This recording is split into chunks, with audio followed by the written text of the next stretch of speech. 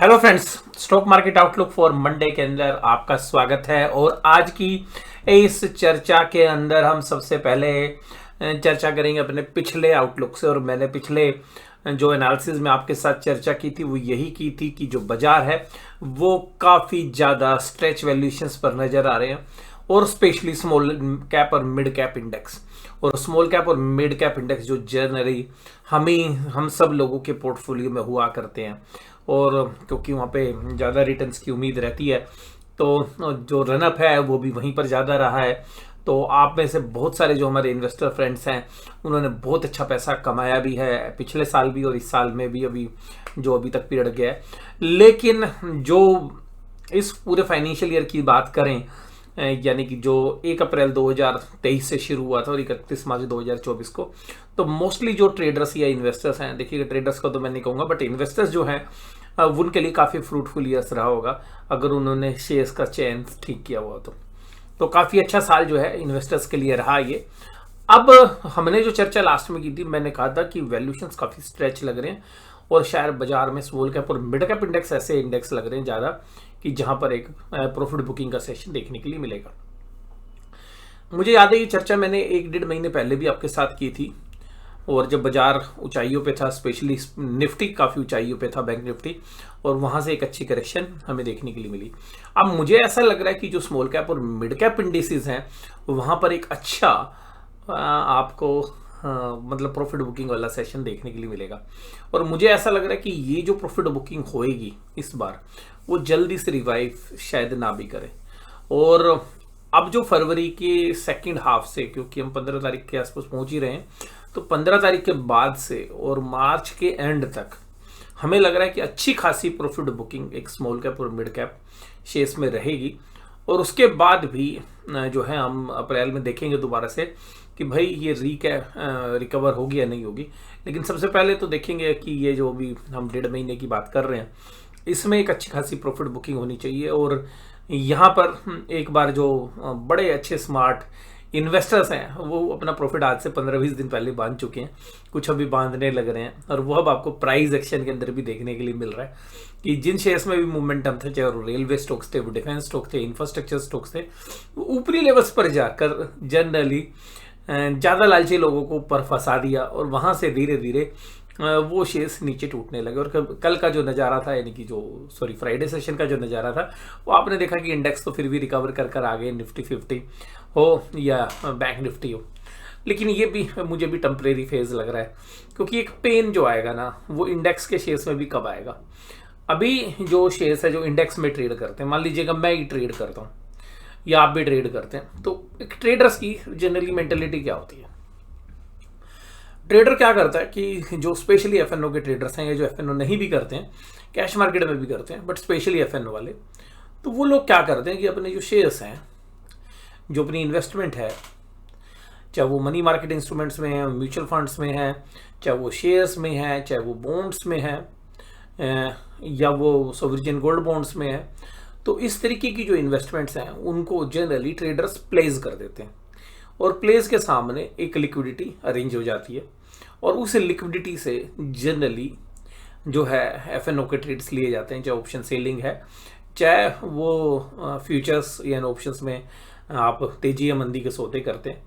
तो इस तरीके के जो सौदे होते हैं वो जनरली इस तरीके से किया जाता है। तो जनरली जो प्लेयर्स होते हैं वो दोनों जगह ही तेजी करके चलते हैं, ज़्यादातर प्लेयर्स। मान लीजिएगा इंडेक्स में भी तेजी कर ली और शेयर्स तो हैं ही तेजी में, और कुछ हमारे जैसे भी लोग होते हैं जो इंडेक्स में जो पोर्टफोलियो है उसमें तो तेजी ही रहती है, लेकिन अपनी पोजीशन स्लाइटली जो है मंदी की साइड रखते हैं एफएनओ सौदों के अंदर, यानी कि जो जनरली ऑप्शंस के सौदों में।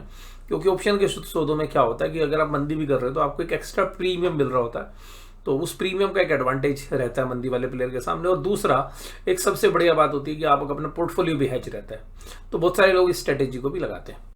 लेकिन जो लोग मतलब इनबोर्न बुलिश हैं, मतलब जिन्होंने क्या नाम है बिल्कुल सांड का जो है साथ ले रखा है कि नहीं जी बाजार में केवल सांड ही रहेगा, भालू कभी नहीं आएगा, तो उनके लिए जो है चिंता कब आती है? जब तेजी फ्यूचर्स एंड ऑप्शन में बनी हुई है, और दूसरी जब स्मॉल कैप मिड कैप के शेयर्स या जो इंडेक्स में भी उन्होंने कुछ शेयर्स खरीद रखे होते हैं या जो बाकी इन्वेस्टमेंट है, जो उनके भाव टूटने शुरू होते हैं तो मार्जिन भी बढ़ जाते हैं। एक तो एफएनओ का मार्जिन की डिमांड आ जाएगी, क्योंकि आपकी तेजी की पोजीशंस है, शेयर के भाव नीचे, तो मार्क टू मार्केट देना है, यानी कि M2M देना है। और मार्क टू मार्केट देने के चक्कर में जो पैसा है वो या तो लाइए, या जो शेयर्स हैं उनकी वैल्यू बढ़ाइए और प्लेस करिए। तो जनरली जो बुल्स होते हैं वो जनरली एक पैसा भी नहीं छोड़ते अपने घर पे और सारा पैसा डाल देते हैं एक ही बार में। बहुत लोग हमने देखे हैं ऐसे। अब उस केस में क्या होता है, शेयर्स के भाव भी टूटते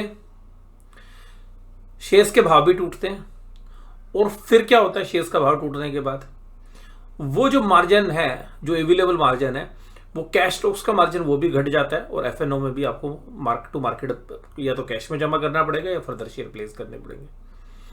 ऐसी स्थिति में जो हाईली लीवरेज पोजीशन है, मंदी वाले का तो क्या होगा कि अगर पोर्टफोलियो घट रहा है तो उधर एफएनओ में प्रॉफिट आ रहा होगा, तो वो तो जनरली एक हेज हो जाता है। लेकिन जो तेजी वाले हैं, तो वो जो इनबोर्न बुलिश हैं, तो उनको क्या दिक्कत आती है कि जब बाजार टूटते हैं, जनरली स्मॉल कैप और मिड कैप के भी, तो उनकी जो लीवरेज वाली पोजीशंस है वो खतरे में आ जाती है। और ऐसे में क्या होता है कि जो ऑपरेटर जिनको आप बोलते हैं या जो भी इस तरीके के बड़े प्लेयर्स हैं, वो क्या करते हैं, ऊपर से उन शेयर्स को इतना तोड़ते हैं कि आपकी पोजीशन खतरे में आ जाए। तो होता क्या है कि पहले दिन जब वो पोजीशन खतरे में आती है, तो जो इन्वेस्टर है, ट्रेडर है, इधर उधर से पैसे चुगा के डाल देता है। फिर बाजार और टूटता है, तो वो क्या करता है कि जो शेयर्स भी प्लेस नहीं थे उनको भी प्लेस मार देता है। बाजार फिर और टूटता है, तो वो क्या करता है, इधर उधर से हाथ पैर मार के जो भी ऐसी इन्वेस्टमेंट्स होती हैं जो प्लेस नहीं है, इधर उधर से दोस्तों से, बैंक से लोन, या जो भी लोन अगेंस्ट सिक्योरिटी के अलावा जो बाकी ऑप्शंस हैं, मान लीजिएगा क्रेडिट कार्ड पे लोन, इधर उधर से लोन, पर्सनल लोन, वो लाके उस पोजीशन को बचाने की कोशिश करते हैं। और उसके बाद लास्ट चोट जब पड़ती है ना ऑपरेटर की, वो मैं बताता हूँ क्या करते हैं कि जब आप बिल्कुल उम्मीद कर देंगे कि भाई यार अब तो बिल्कुल इतनी चीप वैल्यूशन हो गई, अब तो शेयर बाजार टूट ही नहीं सकता, वो उसके बाद भी मतलब वो ऐसी लेवल्स होते हैं जहां पर मतलब मेरा खरीदने का बहुत मन करता है, लेकिन उसके बावजूद भी शेयर बाजार वहां से भी टूट जाएगा, वहां से भी तोड़ देंगे वो। और वहां से जैसे ही वो बाजार टूटेगा तो भाई साहब ब्रोकर के पास कोई ऑप्शन नहीं है, आपके पास कोई ऑप्शन नहीं है। यानी कि जो ऐसे प्लेयर्स जो बिल्कुल फुलिश, मैं फुलिश बोल रहा हूँ, फुलिश वाली तेजी करते हैं, और वो जो मंदी आती है वो पागलपंती वाली मंदी करते हैं। जो बड़े प्लेयर्स हैं उनको पता है कि हम मंदी क्यों कर रहे हैं, उनको पता है अपने भाव से भी नीचे माल बेचना है, क्योंकि हमें उससे भी नीचे भाव पे माल मिल जाएगा बाद में। तो लोगों की जब पैनिक में पोजीशन कटेंगी ना, तो वो माल उठा लेते हैं। तो वो इतना तोड़ते हैं कि जो फंडामेंटल वैल्यू से भी तकरीबन 15-20%, मतलब अब मैं भी उम्मीद करूं कि भाई इस भाव से नीचे नहीं जाएगा, जो मैं भाव जनरली बोलता हूं, उसके भी अगर 10-20% नीचे चला जाए तो फिर क्या होगा, फिर पोजीशन कट जाती है। और साल 2 साल 3 साल में एक बार ऐसी पोजीशंस कटती हैं, तो वो समय भी आ सकता है। ऐसा लास्ट समय हमने देखा था मार्च 2020 के अंदर, वहां तो देखिएगा बेदर्दी के साथ माल बेचा था। लेकिन इन्वेस्टर के लिए ध्यान रखिएगा, जिनके पास पैसे बचे हुए हैं उसके लिए ना उस दिन का ही समय सबसे बेहतर होता है। अब वो दिन 2-4-5 साल में एक बार होता है, जिसको मैं बोलता हूँ 100 सुनार की 1 लुहार की। आप अगर मेरी बात से एग्री करते हैं या नहीं करते हैं, क्या ऐसा समय आता है, तो जो लीवरेज पोजीशंस होती हैं वो रिस्क पे रहती हैं। आप ऐसा मानते हैं या नहीं मानते हैं? क्या आपके साथ कभी ऐसा हुआ है तो जरूर बताइए। या जब बाजार एकदम अचानक टूटना शुरू होता है, मतलब कहीं से कोई भी पॉजिटिव न्यूज आएगी ना, हमारा बाजार नहीं संभलेगा फिर भी, क्योंकि वो एक ऐसी पैनिक क्रिएट करते हैं कि तेजी की पोजीशन को फंसाते हैं। अभी तक ऐसा क्यों नहीं हो रहा था? क्योंकि इंडेक्स में भी अगर कमजोरी हो रही थी तो स्मॉल कैप और मिड कैप के शेयर्स नहीं टूट रहे थे, तो पोजीशन बड़े आराम से इंटैक्ट रहती थी तेजी वालों की, जो एफएनओ भी करते हैं साथ में। लेकिन अगर वो पोजीशन इस बार टूट गई तो ध्यान रखिएगा, स्मॉल कैप मिड कैप की अगर कमजोरी आएगी तो फिर वो इंडेक्सेस में भी आएगी, चाहे वो शॉर्ट लिव्ड रहे। निफ्टी में भी, बैंक निफ्टी में शॉर्ट लिव्ड रह सकती है। क्यों? क्योंकि बड़े प्लेयर्स का पर्पज यही होता है कि रिटेलर्स ने, जिन्होंने बुलिश स्टांस रखते हुए पिछले 2-3 साल में पैसा कमाया है, उनका काफी अच्छा पैसा जो उन्होंने कमाया है वो उनकी जेब से निकाल लिया जाए। तो ये जो स्टोरी है ये हमने बहुत बार देखी है कि 2-3 साल कमाया हुआ पैसा एक ही बार में लीवरेज पोजीशंस की वजह से, नहीं कि कर्जे के रूप में जब आप शेयर्स खरीदते हैं तो उस समय ऐसा देखने के लिए मिल जाती है। तो 100 सुनार की एक लुहार की होती है। आपकी क्या प्रतिक्रिया है जरूर से जरूर इस वीडियो में बताइए। अगली वीडियो में आपके साथ चर्चा करूंगा stock market outlook for Monday के लिए। तो वीडियो में जुड़े रहने के लिए आपका बहुत बहुत धन्यवाद। Thank you very much.